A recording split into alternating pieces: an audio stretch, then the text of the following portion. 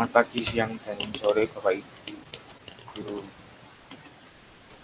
Pada kesempatan kali ini, saya Joseph Warno Junior dari 12 MIPA 3 Angkatan 2019 akan mempresentasikan hasil penelitian kami ujian praktek kolaboratif MIPA, yaitu analisis hubungan situasi pengungsian dengan tingkat kerentanan terinfeksi virus.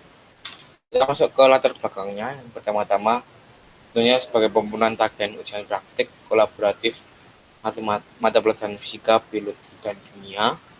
Dan akhir-akhir ini Indonesia sedang diterjang bencana alam seperti banjir, gempa, tanah longsor, erupsi gunung berapi, dan sebagainya. Bencana alam ini tentu berbeda karena terjadi di tengah-tengah bencana dunia, yaitu pandemi COVID-19. Tentunya penanganan bencana alam ini juga ikut berbeda karena harus adanya protokol kesehatan dan memperhatikan penyebaran COVID-19 ini agar tidak meningkat saat di lokasi pengungsian. Ya, tujuan penelitiannya sebagai berikut: menganalisis hubungan parameter situasi dan kondisi pengungsi dengan identitas diri, menganalisis hubungan parameter pengungsi dan luas area dengan pembatasan jarak merupakan menggunakan prinsip penting dan teori kesalahan, dan menganalisis hubungan parameter jumlah pengungsi dengan frekuensi terjadinya hubungan partikel yang dikaitkan dengan interaksi massa. Lanjut, pelajaran teorinya yaitu angka penting dan teori kesalahan. Angka penting ini berikut: angka 0, semua angka selain 0 adalah angka penting, dan angka 0 yang ada di antara angka bukan 0 adalah angka penting. Angka 0 yang terletak di sebelah kanan angka bukan 0 dan setelah tanda desimal adalah angka penting. Angka 0 di sebelah kanan tanda desimal dan terletak setelah angka bukan 0 adalah angka penting. Angka 0 yang terletak di sebelah kanan angka bukan 0 yang berakhir tanpa tanda desimal adalah angka penting, dan angka 0 yang terletak di sebelah kiri angka bukan 0 yang pertama adalah. Ini dari kesalahannya ada 3: kesalahan sistem, kesalahan acak, dan kesalahan umum. Dalam sistem, kesalahan yang disebabkan oleh alat pengukurannya, dan acak adalah kesalahan yang disebabkan karena kondisi lingkungannya tidak menentu, dan kesalahan umum karena penelitinya atau pengamatnya.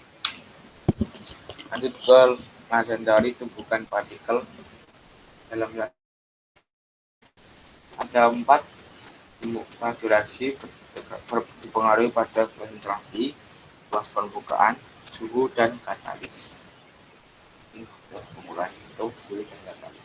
Pada situasi pengungsian, frekuensi tumbukan yang berpengaruh adalah konsentrasi, karena semakin banyak pengungsi dan semakin kecil luas pengungsiannya, maka frekuensi tumbukan partikel semakin besar. Karena itu semakin pada pengungsian, peluang penularan virus juga akan semakin.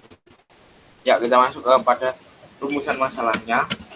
Rumusan masalah yang kami ambil adalah apakah situasi pengungsian meningkatkan kerentanan penyebaran COVID-19, dan hipotesis kami menyatakan bahwa tinggi kepadatan pengungsi dan buruknya kondisi lingkungan pengungsian, maka tingkat kerentanan terinfeksi virus corona akan semakin meningkat.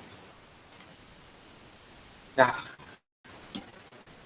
masuk kepada metodologi penelitian.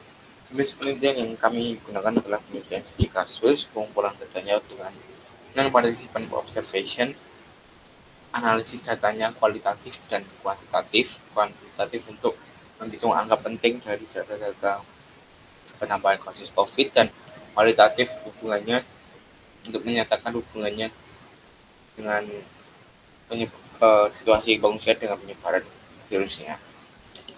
Objek penelitiannya kita membandingkan 2 situasi pengungsian, yaitu pengungsian bencana alam kawah bumi di Sulawesi Barat dan erupsi gunung Merapi di Boyolali.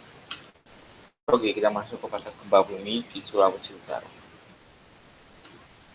Kronologi gempa buminya pada tanggal 17 Januari 2021, itu 2021 lalu, Sulawesi Barat diguncang gempa dengan kekuatan 5,9 skala Richter, dan tempatnya di Kabupaten Majining, Sulawesi Barat.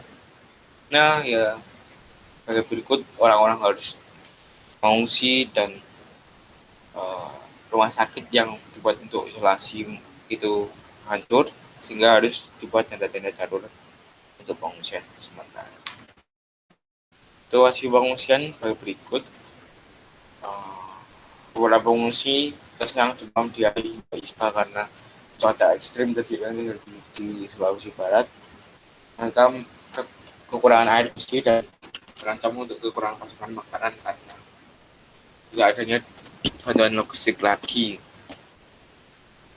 Tempat pengungsian berupa tenda-tenda dengan ukuran yang tidak begitu luas karena diisi oleh banyak pengungsi. Tentu di dalam pengungsian ini sulit untuk social distancing atau distancing antar orang, dan rumah sakit untuk isolasi pasien COVID-19 itu juga rusak karena gempa sehingga tempat isolasinya hanya diganti dengan 5 tenda isolasi. Ya, ini berikutnya pemerintah daerah Sulawesi Barat setempat mendirikan beberapa lokasi pengungsian untuk menampung masyarakat terdampak. Tapi dalam pembahasan kali ini kami mengambil salah satunya adalah Stadion Manakara di Sulawesi Barat.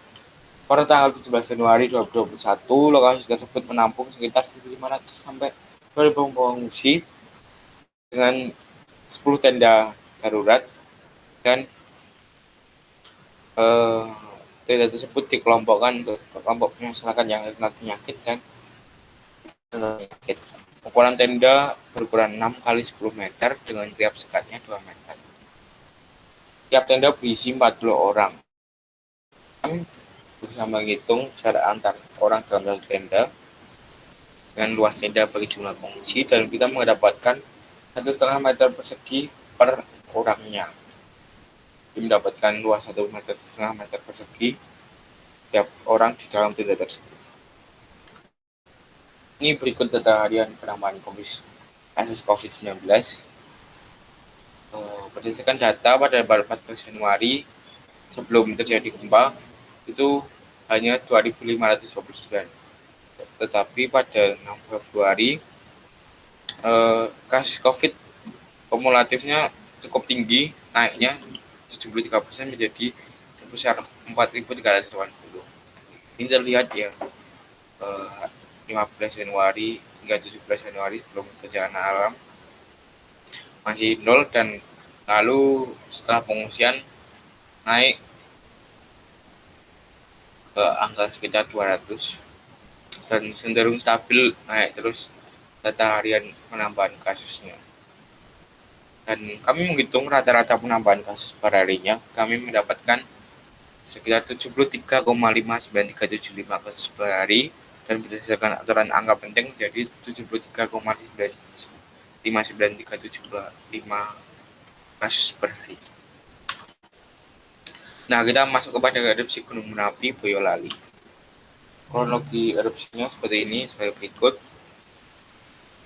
Para warga Gunung Merapi mengungsi ke Boyolali pada awal November. Lalu hal ini dikarenakan Merapi masih di level 3 siaga pada 5 November. Sehingga warga mengantisipasi bencana dan mengungsi.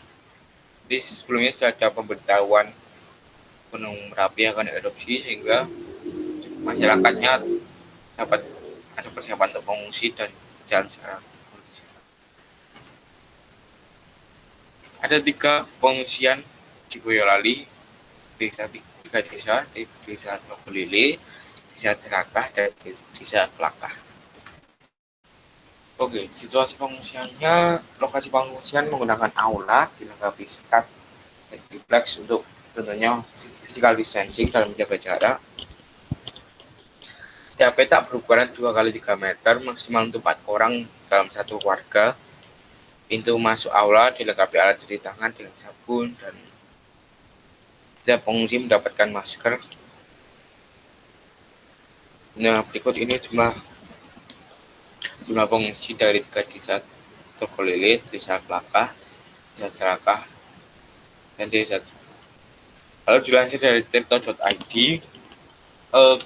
ketersediaan logistik di pengungsian cukup tercukupi dengan baik karena adanya bantuan dari pemerintah setempat dan BPBD setempat. Namun adanya kekurangan dalam bantal, selimut, kasur, sabun, susu, dan perlengkapan kebutuhan lainnya. Di sana tenaga kesehatan juga terus memantau kesehatan dari lansia dan balita selama masa pandemi COVID-19.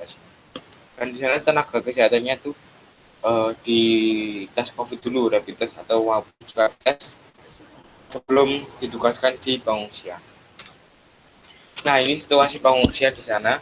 Dapat 3 desa, tetapi kami mengambil desa tempat pengungsian di Saklaka. Saklaka ini pengungsiannya di aula dibagi dengan sekat berukuran 2 kali 3 meter begitu.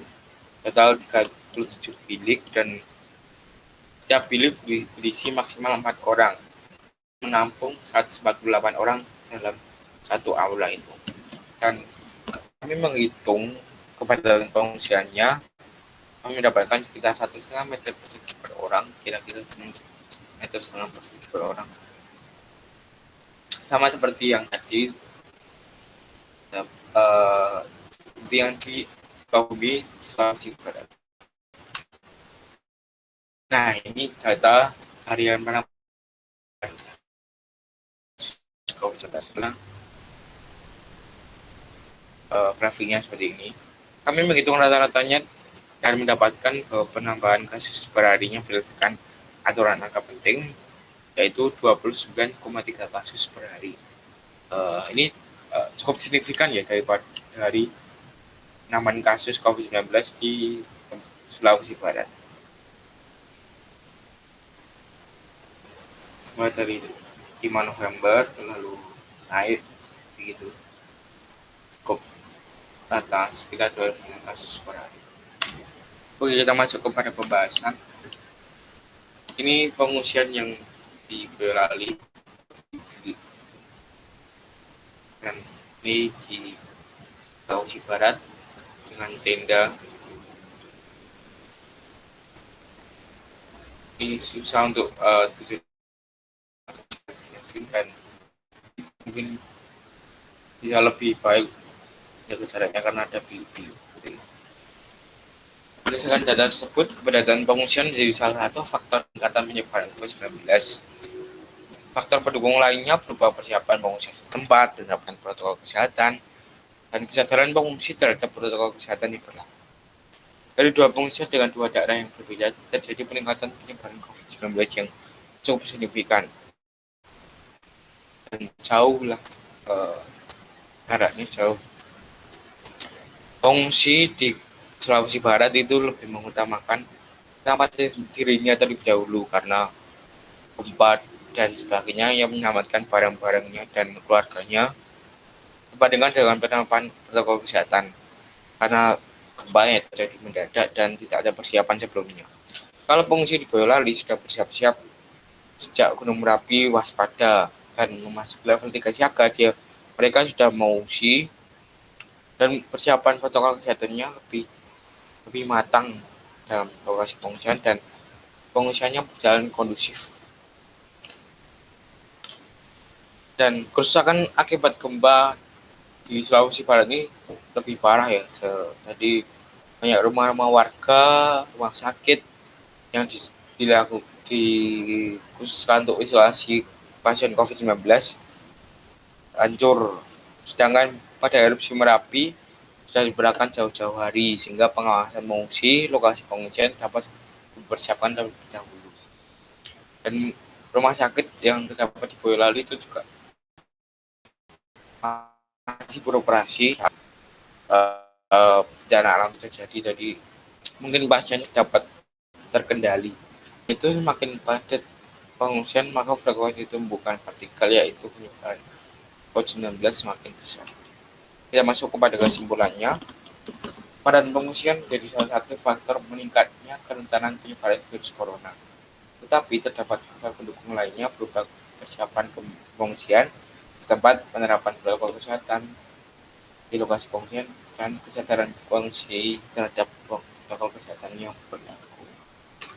Berikut ini referensi yang kami gunakan untuk melengkapi makalah tersebut.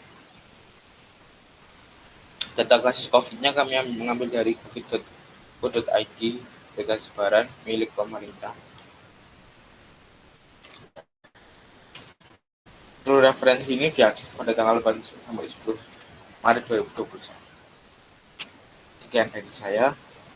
Terima kasih.